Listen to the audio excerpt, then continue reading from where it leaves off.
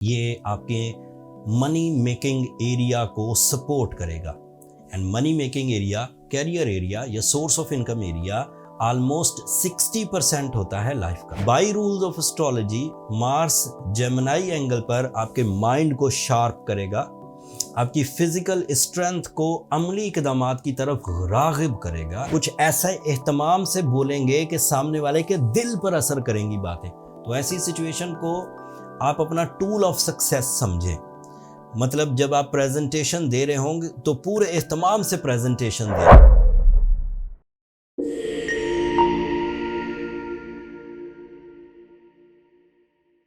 अस्सलाम वालेकुम टॉरियंस, मैं हारिस अज़मी प्रोफेशनल एस्ट्रोलॉजर आपकी खिदमत में हाजिर हूँ इस हफ्ते की एस्ट्रोलॉजिकल रिसर्चेस के साथ। 15 जुलाई से सो ऑन 25 जुलाई तक दो एस्ट्रोलॉजिकल चेंजेस हैं, दोनों बड़ी चेंजेस हैं जिनका इम्पैक्ट टॉरियन नेचर पर बहुत गहरा आएगा।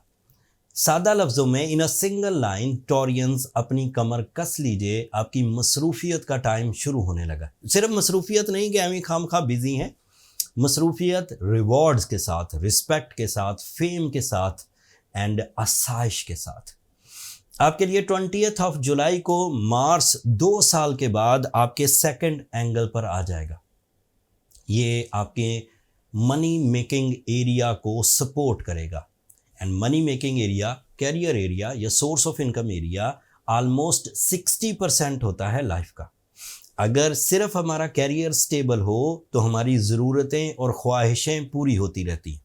सो by rules of astrology Mars Gemini angle पर आपके माइंड को शार्प करेगा, आपकी फिजिकल स्ट्रेंथ को अमली इकदामात की तरफ रागिब करेगा। Mars is also representative of your वो जो फियर्स या बुज़दिली या कोई इंसिडेंट्स जो आपको गमगीन किए हुए थे उनका खात्मा करेगा।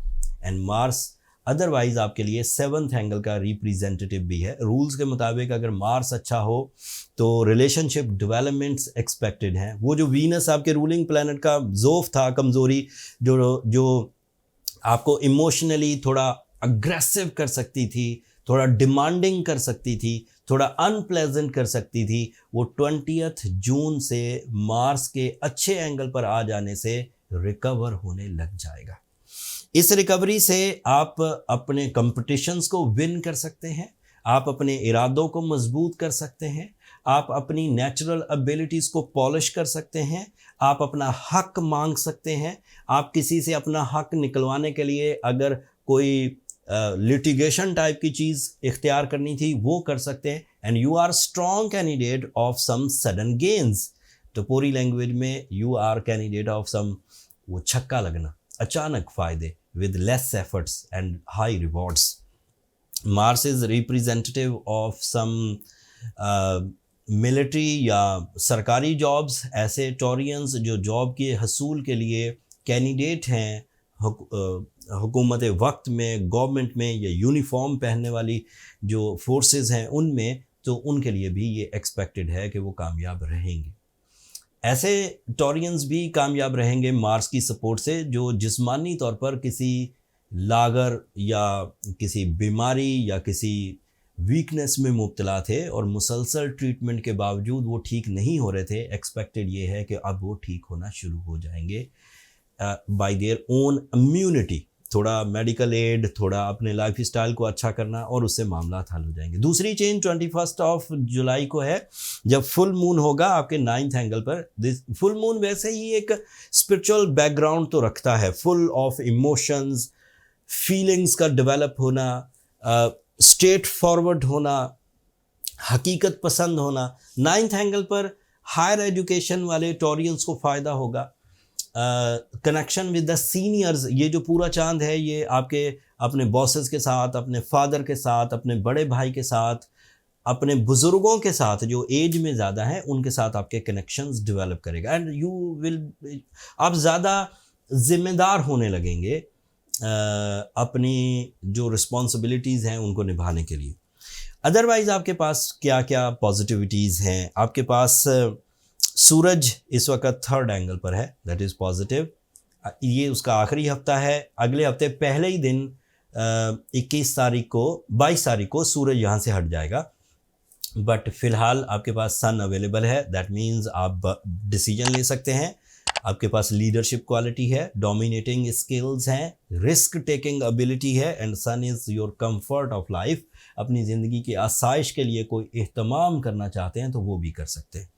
आपके पास मरकरी 4th एंगल पर है, दैट इज़ आल्सो पॉजिटिव।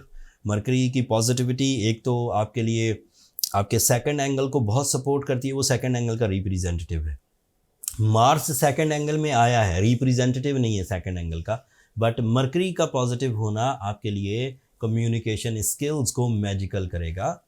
आपके पास educational abilities firm and silky होंगी, and Mercury is also responsible of your 5th angle.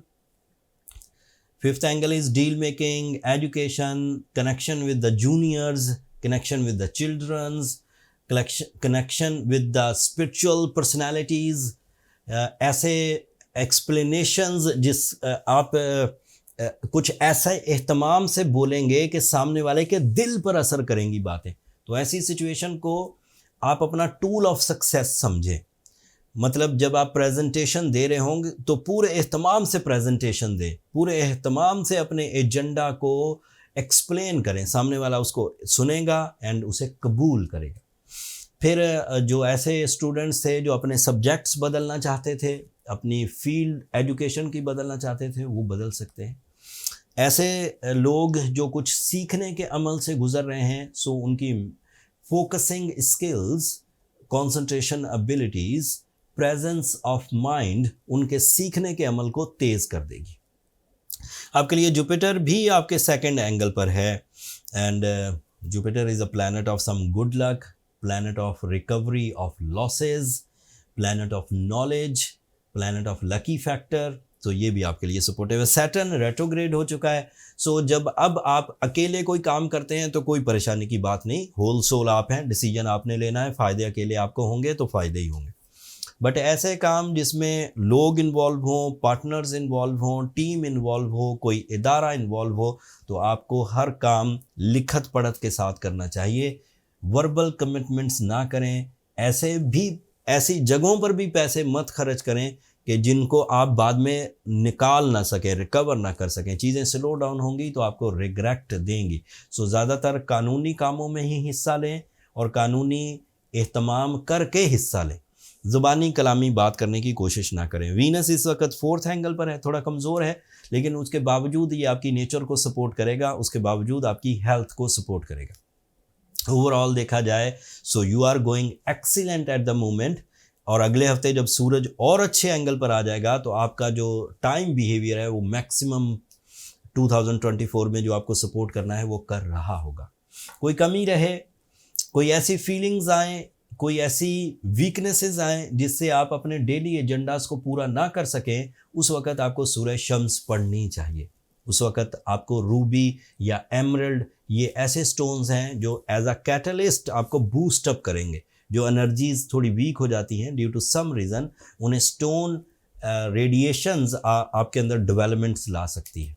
Ruby की बहुत अच्छी किस्म साउथ अफ्रीका से आती है, कश्मीर से भी आती है, अफ़गानिस्तान से बेस्ट रूबीज़ आते हैं। हमने इन सब जगहों से अच्छी कलेक्शन, बेहतरीन स्टोन जो हीलिंग पॉइंट ऑफ व्यू से बहुत अच्छे हैं, उन्हें हासिल करके इंपोर्ट करके लिस्ट कर दिया है अपने स्टोर पर। स्टोर का लिंक नीचे डिस्क्रिप्शन में मौजूद है, आप एक नज़र वहाँ से देख लीजिए। जिन लोगों को बर्थ स्टोन या हीलिंग प्रॉपर्टीज़ के लिए स्टोन चाहिए वो वहाँ से बाय कर सकते हैं।